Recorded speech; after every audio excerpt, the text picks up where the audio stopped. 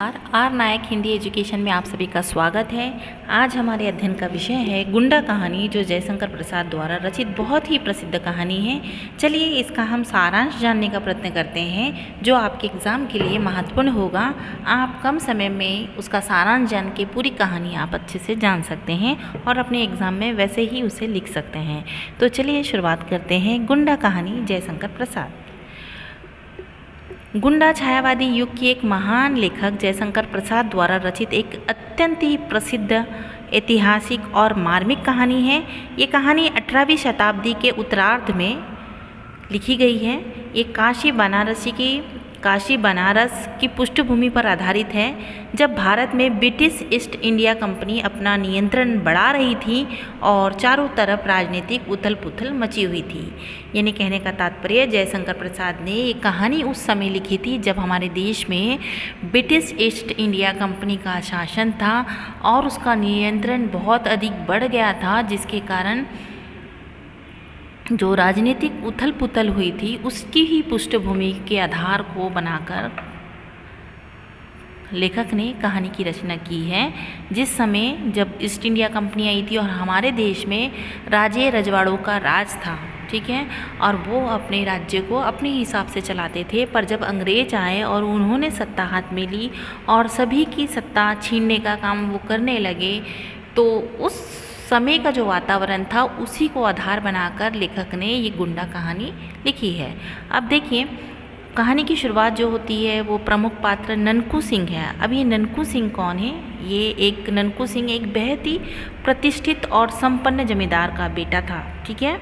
अब देखिए, गुंडा बनने का क्या कारण था। अभी गुंडा कहानी का नाम तो लिखा है और ये बहुत ही शरीफ व्यक्ति था, ठीक है। बाद में वो गुंडा कैसे बना उसका रीज़न देखते हैं। तो जीवन में मिले एक गहरे मानसिक आघात और अधूरी प्रेम कहानी के कारण वो विरक्त हो गया था और काशी का वो गुंडा बैठा था। यानी देखिए, गुंडा बनने के भी कारण होते हैं।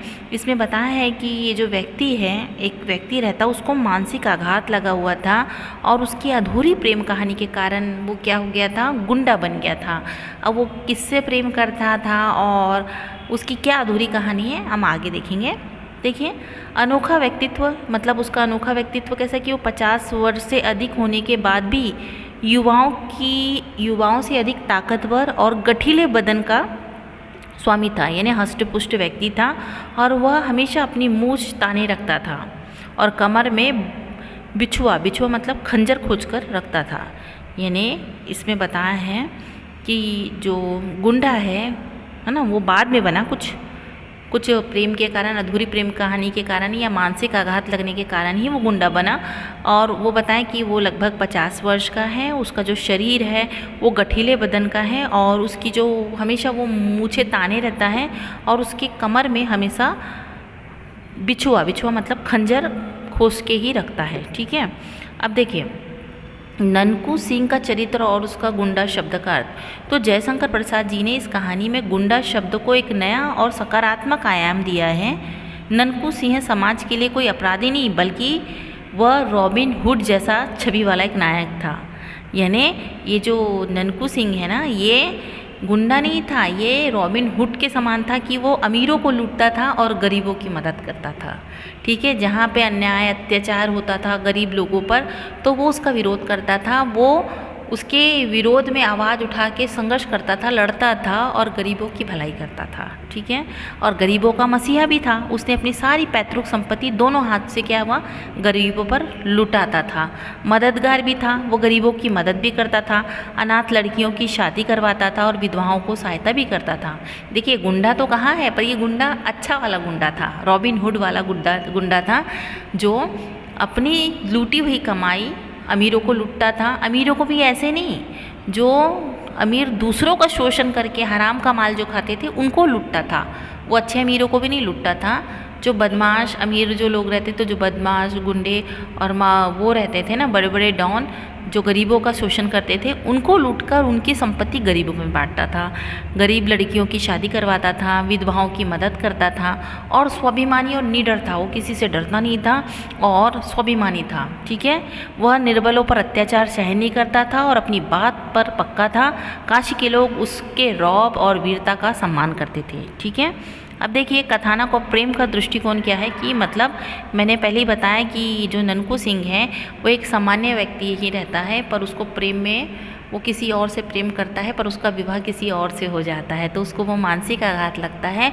और मानसिक आघात लगने के बाद यानी जब वो डिप्रेशन में चले जाता है तो वो अपने आप को क्या करता है, गुंडे में कन्वर्ट कर देता है। ठीक है, तो देखिए अब अधूरा प्रेम कैसा है कि युवावस्था में ननकू सिंह पन्ना नाम की एक स्त्री से बेहद प्रेम करता है, पर उसका जो विवाह है ना बड़े राजघराने में हो जाता है, तो इससे क्या हो जाता है, वो डिप्रेशन में चले जाता है। ठीक है, और फिर विवाह की दूरी, फिर वो जब एक बार प्रेम में धोखा मिला उसे तो वो फिर शादी नहीं करता। ठीक है, काशी के राजा बलवंत सिंह ने बलपूर्वक पन्ना से विवाह कर लिया। ठीक है, और जो पन्ना थी उसकी प्रेमिका, उसने उसकी प्रेमिका से बलवंत सिंह जो रहते हैं उस वहाँ के राजा, वो उससे शादी कर लेते हैं, उसे अपनी रानी बना लिया। इस बात से टूटकर ननकू सिंह ने वैराग ले लिया, फिर उसको डिप्रेशन आ गया और उसने फिर निर्णय लिया कि मैं अब शादी नहीं करूँगा। लेकिन पन्ना के प्रति उसका सम्मान और आंतरिक प्रेम कभी ख़त्म नहीं हुआ, यानी उसका सच्चा प्रेम था, वो उसका जो पन्ना है, पन्ना का वो सम्मान करता था और उसका आंतरिक प्रेम कभी ख़त्म नहीं हुआ, ये निस्वार्थ वाला प्रेम था। ठीक है, और इसमें किसी स्त्री को पाने की इच्छा नहीं थी, बस यही इच्छा थी कि वो अच्छे से रहे और ये अपना जीवन उसके लिए समर्पित कर रहा, उसने शादी नहीं की। ठीक है, अब देखो अब क्या होता है कि कहानी का अंत ऐतिहासिक घटना से जुड़ा है, जब वॉरेन हेस्टिंग के समय अंग्रेज़ों ने काशी पर आक्रमण किया था। अब देखो ये ऐतिहासिक घटना से संबंधित है कि उस समय ईस्ट इंडिया कंपनी का शासन था, है ना, और हॉस्टिंग जो था, वॉरेन हॉस्टिंग, उसने पूरे काशी पर क्या कर दिया था, आक्रमण कर दिया था। तो वहाँ के जो राजा रजवाड़े थे उनकी संपत्ति को वो लूटने का काम कर रहा था। ठीक है ना, आप लोग को पता ही होगा। तो कि जैसे ही जिस एक नियम पारित किया गया था कि जिसका भी वारिश ना हो, या अंग्रेज़ लोग क्या करते थे, जिसके वारिश नहीं होते थे उनकी संपत्ति को भी जब्त कर लेते थे, और क्या करते थे, जितने भी राजा महाराजा हैं उन पर भी हमला करते थे और उनकी संपत्ति को भी लूट लेते थे, ले लेते थे। तो वैसी ही घटना यहाँ पे हुई काशी में। तो क्या होता है कि राजा बलवंत सिंह की मृत्यु हो जाती है और उसके बाद उसका पुत्र राजा चेत सिंहासन की गद्दी पे बैठते हैं। तो अंग्रेज़ों ने राजा चेत सिंह और राजमाता पन्ना को उसके ही महल में बंदी बना के रख लिया था। ठीक है ना, अंग्रेज लोग ने क्या किया था, राजा चेत सिंह और उसकी राजमाता पन्ना को क्या कर दिया था, बंदी बना के रख लिया था। और फिर क्या होता है, ये बात ननकू को पता चलता है, ननकू सिंह को पता चलता है, और उसकी पूर्व प्रेमिका की, जो उसकी पूर्व प्रेमिका कौन थी राजमाता, संकट में है, तो उसका स्वाभिमान और प्रेम फिर से जाग उठता है। ठीक है, और वह अकेले ही तलवार लेकर ब्रिटिश सैनिकों पर टूट पड़ता है और आदम साहस दिखाते हुए राजमाता पन्ना और राजा चेत सिंह को अंग्रेजों के चंगुल से सुरक्षित बाहर निकाल देता है और स्वयं लड़ते लड़ते वीरगति को प्राप्त हो जाता है। ठीक है, मतलब ये अपनी जो प्रेमिका है, पन्ना जो राजमाता रहती है, उसको और उसके बेटे को अपने प्राण की बलि देकर बचाता है। और क्या करता है, पर वो निस्वार्थ प्रेम रहता है उसका, उसमें प्रेम में किसी को पाने की इच्छा नहीं है, शारीरिक प्रेम का लोभ नहीं, केवल एक सम्मान, एक आदर्श प्रेम की मिसाल इस कहानी के माध्यम से मिलती है। यहाँ पे जब राजमाता पूछती भी है उसकी दासी से, जब उसे पता चलता है ननकू सिंह के बारे में, तो वो बताती है कि मैं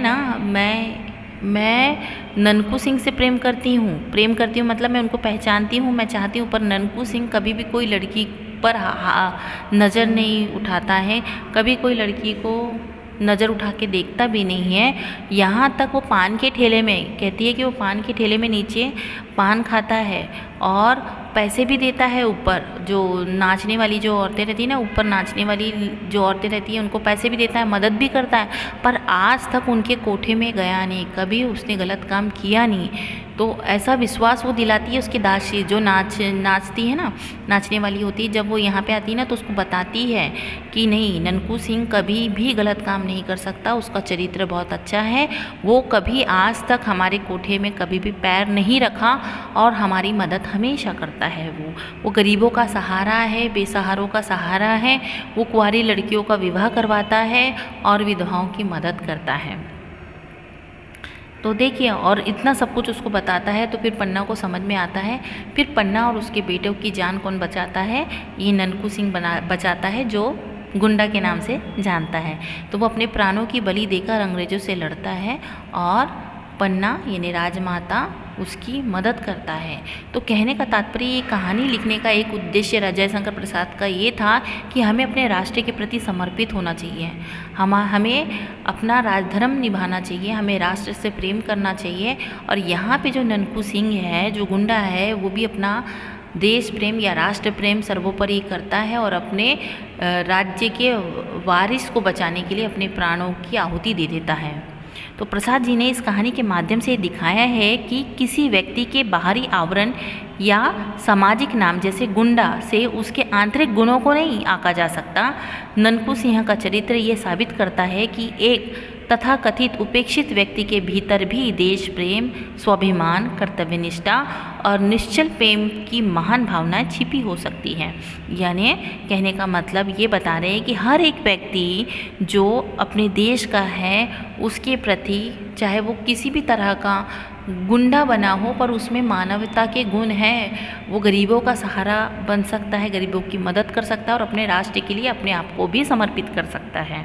तो यहाँ पे ये बताने का प्रयत्न यहाँ पे लेखक ने किया है।